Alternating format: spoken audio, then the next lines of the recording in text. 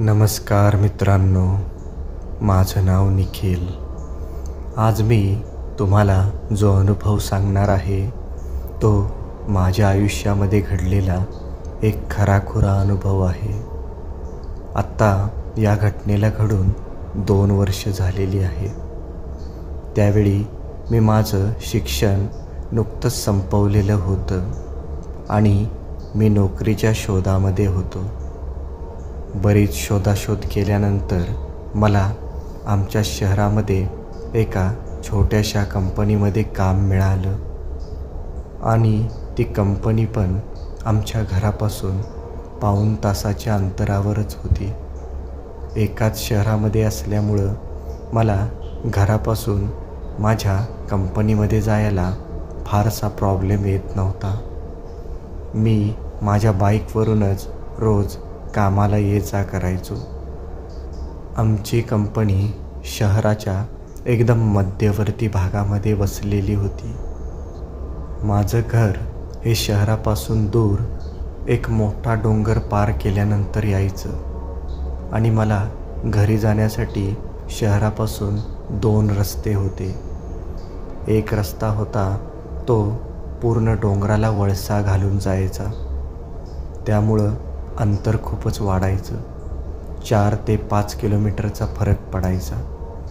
पण जो छोटा म्हणजे जो शॉर्टकटचा रस्ता होता तो मात्र एकदम जवळ होता.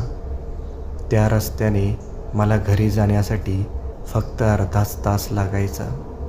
तो रस्ता तो मोठा डोंगर पोखरून केलेल्या एका बोगद्यामधून जायचा आणि बोगद्यामधून तो रस्ता गेल्यामुळे डोंगराला वळसा घालायचं बरंचसं अंतर पण वाचायचं. तसं मी बऱ्याच वेळा त्या बोगद्याच्या रस्त्यातून ये जा केलेली होती.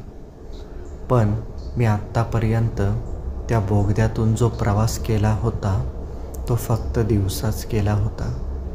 पण रात्री प्रवास करताना मात्र बऱ्याच लोकांना त्या बोगद्यामध्ये भुताटकीचे अनुभव आलेले होते.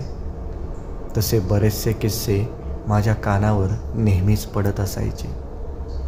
पण मी एक सुशिक्षित मुलगा असल्यामुळं मी असल्या भाकड कथांवर कधीच विश्वास ठेवला नव्हता. आत्ता काम लागल्यापासून 1-2 महिने एकदम व्यवस्थित गेलेले होते. पण अचानक कंपनीने मला शेवटची शिफ्ट दिली, म्हणजे नाईट शिफ्ट. त्यासाठी मला कामावर 5ला हजर राहायला लागायचं आणि माझ्या कामाची सुट्टी रात्री 12 वाजता व्हायची. आणि आज माझ्या नाईट शिफ्टचा पहिलाच दिवस होता. तसा माझा भूताखेतांवर जरी विश्वास नसला तरी पण एवढ्या रात्री 12 नंतर प्रवास करायची ही माझी पहिलीच वेळ होती.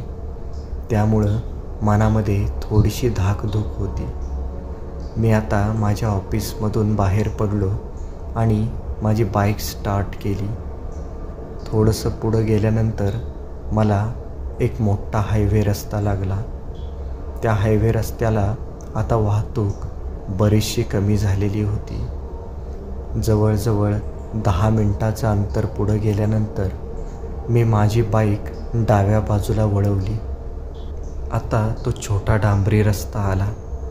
मी त्या डांबरी रस्त्याजवळ थोडा वेळ थांबलो आणि मी विचार करायला लागलो की मी या बोगद्याच्या शॉर्टकट रस्त्याने जाऊ की हायवेने त्या डोंगराला वळसा घालून जाऊ. पण पुन्हा मनात विचार आला, आता इथंच मला 12:15 वाजलेले आहेत. जर मी मोठ्या हायवेने डोंगराला वळसा घालून गेलो तर मला घरी जाण्यासाठी अजून अर्धा तास तरी लागणार होता. त्याच्यापेक्षा शॉर्टकटने जर मी गेलो तर मी कमीत कमी 15 मिनटामध्ये माझ्या घरी पोहोचणार होतो. त्याच्यामुळं मी पुन्हा त्या बोगद्याच्या शॉर्टकटनेच घरी जायचा निर्णय घेतला आणि मी माझी बाईक पुन्हा डाव्या बाजूच्या त्या छोट्या डांबरी रस्त्याकडे वळवली. आता जसं जसं मी त्या रस्त्याने पुढं जाईल तसं तसं आजूबाजूची वस्ती पूर्णपणे कमी व्हायला लागली आणि झाडांची संख्या खूपच वाढली आणि आता मला हळूहळू लांबचा तो मोठा डोंगर पण दिसायला लागला. एक 5-10 मिनिटाचं अंतर पुढं गेल्यानंतर मी त्या डोंगराच्या बोगद्याच्या एकदम जवळ येऊन थांबलो. का कोण जाणे, भुताकेतांवर विश्वास नसतानासुद्धा मला त्या दिवशी थोडीशी भीती मात्र वाटली. काही केल्या एकट्याने त्या बोगद्यामध्ये प्रवेश करायचं माझं धाडसच होत नव्हतं. म्हणून मी आता माझी बाईक थोडीशी स्लो केलेली होती. मी आता मागून एखादं वाहन येतंय का याची वाट बघायला लागलो. तेवढ्यात मागून मला एक बाईक एकदम फास्ट येताना दिसली. मी एकदम हळू स्पीडने माझी बाईक त्या बोगद्यामध्ये घातली. तसं माझ्या आजूबाजूला फिरणारं वारं पूर्णपणे बंद झालं. साधारणतः 50-60च्या स्पीडनं मी बाईक त्या बोगद्याच्या रस्त्यामधून पुढं चालवायला लागलो होतो. मला त्या बोगद्यामध्ये फक्त माझ्या बाईकच्या लाईटचा जिथं प्रकाश झोत पडेल तेवढाच भाग स्पष्ट दिसत होता आणि आजूबाजूला मात्र घनघोर काळोख होता. पण आता यामध्ये जमेची बाजू एकच होती की माझ्या मागची बाईक आता माझ्या एकदम जवळ आलेली होती. आता ती बाईक हळूहळू माझ्या एकदम बाजूला येऊन पोचली. तो बाईक स्वार मात्र त्याची बाईक माझ्या बाईकपेक्षा जास्त स्पीडने चालवत होता आणि तो आता मला ओव्हरटेक करून पुढे निघून जाणार होता. मी पण आता ठरवलं होतं की त्याने माझ्या बाईकला ओव्हरटेक केलं की मी त्याच्या पाठोपाठच हा बोगदा पार करेन. आता तो बाईक स्वार माझ्या एकदम बाजूला आलेला होता. मी त्याच्याकडे वळून बघितलं त्यावेळी मला त्या बाईकवर 2 व्यक्ती दिसल्या. त्या बाईकवर पुढं एक 40-45 वयातला पुरुष गाडी चालवत होता. त्याने त्याच्या डोक्यावर हेल्मेट घातलेला होता आणि मागच्या सीटवर एक बाई बसलेली होती. तिच्या अंगावर लाल साडी होती. मनगटामध्ये हिरव्यागार बांगड्या भरलेल्या होत्या. तेवढ्यात माझी नजर त्या बाईच्या फडफड उडणाऱ्या पदराकडे गेली. त्या बाईचा पदर वाऱ्यामुळं फडफड फडफड उडत होता आणि तो पदर उडत उडत त्या बाईकच्या मागच्या चाकापर्यंत पोचलेला होता. तसं मला भीती वाटायला लागली की या बाईचा पदर जर त्या चाकामध्ये अडकला तर तिचं काय होईल. तसं मला वाटलं की या बाईला पण आपण सावध करावं. म्हणून मी मागून जोरात ओरडलो, "ओ मावशी, तुमचा पदर चाकामध्ये अडकेल, पदर व्यवस्थित घ्या." पण तिनं मात्र माझ्या बोलण्याला कसलाच प्रतिसाद दिला नाही. तिचा पदर अजून पण तसाच वाऱ्याबरोबर फडफड करत उडत होता. तसं मला वाटलं की त्या बाईक चालवणाऱ्या पुरुषालाच आपण याची कल्पना द्यावी. म्हणून मी माझ्या बाईकचा पण स्पीड थोडासा वाढवला आणि त्या गाडीच्या बरोबर मी माझी गाडी आणली आणि त्या पुरुषाला मी जोरात हाक मारली, "ओ काका." तसं त्या पुरुषाने माझ्याकडे दचकून बघितलं. पुन्हा मी त्या पुरुषाला म्हणालो, "तुमच्या मागं बसलेल्या मावशीचा पदर चाकामध्ये अडकेल, त्यांना पदर व्यवस्थित घ्यायला सांगा." आता मी हे जसं बोललो तसं त्या पुरुषानं एकदम दचकून मागं बघितलं आणि तो जोरजोराने गाडी पळवायला लागला. तो असं का करतोय हेच मला कळत नव्हतं. तो सुसाट वेगाने त्या बोगद्यातून बाहेर पडला. मी पण त्याच्या पाठोपाठ त्या बोगद्यातून बाहेर पडलो. आता बोगद्याच्या बाहेर पडल्यानंतर 5च मिनिटामध्ये थोडीशी घरं दिसायला लागली. माझं पण घर आता जवळ आलेलं होतं आणि आता माझ्या घराकडे जाणारा तो छोटा रस्ता आला होता आणि मी त्या रस्त्याने वळणार तोपर्यंत मला त्या छोट्या रस्त्याजवळ तोच बाईक स्वार मला थांबलेला दिसला जो मला त्या बोगद्यामध्ये दिसला होता. मी त्याच्याजवळ जाताच त्याने माझ्या गाडीला हात केला. तसं मी पण थांबलो. तो आता मला विचारायला लागला, "तुम्ही मगाशी मला बोगद्यामध्ये काय म्हणत होता?" तसं मी त्याला म्हणालो, अहो काका, तुमच्या गाडीवर मागं ज्या मावशी बसलेल्या होत्या त्यांचा पदर वाऱ्याने फडफड उडत होता, म्हणून मी तुम्हाला त्यांना पदर नीट घ्यायसाठी सांगत होतो. आता माझ्या तोंडून हे शब्द ऐकून त्याचा चेहरा एकदम पांढरा फटक पडला आणि तो आश्चर्यचकित होऊन मला विचारायला लागला, पण माझ्या गाडीवर कुणी बाई माणूस नव्हतंच. तसं मात्र मला खूपच आश्चर्य वाटलं. मी म्हणालो, अहो काका, मी खरं सांगतोय, तुमच्या गाडीवर मागं एक बाई होती. तिनं लाल साडी घातलेली होती. हातामध्ये हिरव्या बांगड्या मनगटापर्यंत भरलेल्या होत्या. मी त्यांनासुद्धा हाक मारली होती, पण त्यांनी मला कसलाच प्रतिसाद दिला नव्हता, म्हणून मी तुम्हाला हाक मारली होती. तसं 1-2 मिनटं विचार करून तो माणूस मला म्हणाला, अहो मी खरंच सांगतो, माझ्या बाईकवर लाल रंगाच्या साडीतली कुणीही बाई नव्हती. असं म्हणून त्याने झटकन त्याची बाईक स्टार्ट केली आणि तो दुसऱ्या रस्त्याने निघून गेला. मी पण आता माझी बाईक स्टार्ट करून पुढं जाणार, तेवढ्यात मला माझ्या बाईकच्या आरशामध्ये मागं काहीतरी दिसलं. मी जरा आरसा पुसून व्यवस्थित बघितलं तर मला असं जाणवलं की ती मगाशी त्या बाईकवाल्याच्या बाईकवर बसलेली ती लाल रंगाची साडी घातलेली बाई माझ्या मागंच उभी आहे. आणि मी जशी माझी मुंडी वळवून मागं बघितलं तसं ती झटकन गायब झाली. मी पुन्हा आरशामध्ये बघितलं तर आता आरशामध्ये पण कुणीच नव्हतं. मला वाटलं की मला कदाचित भास वगैरे झाला असेल आणि मी माझ्या मनाची अशीच समजूत घातली आणि घराच्या दिशेने निघून गेलो.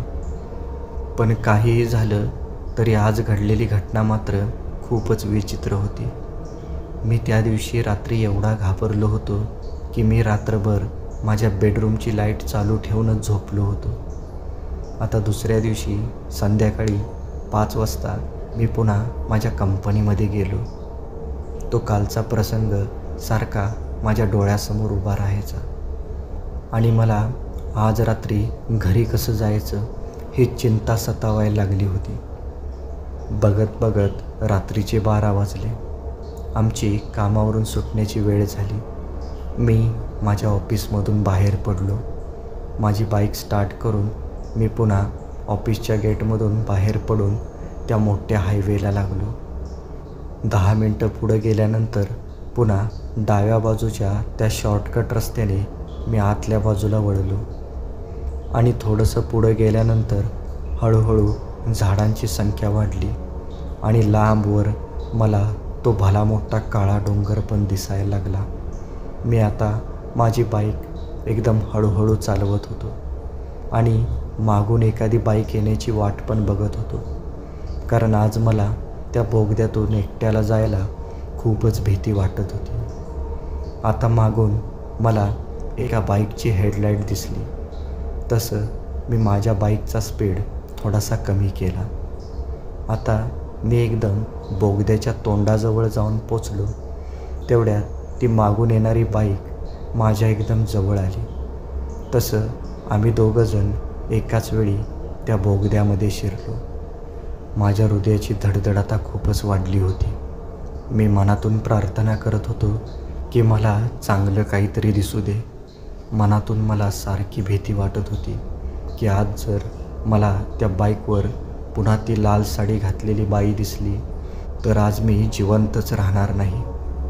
माझं त्या बाईककडं बघण्याचं धाडसच होत नव्हतं, पण मी धाडस करून हळूच त्या बाईककडं वळून बघितलं.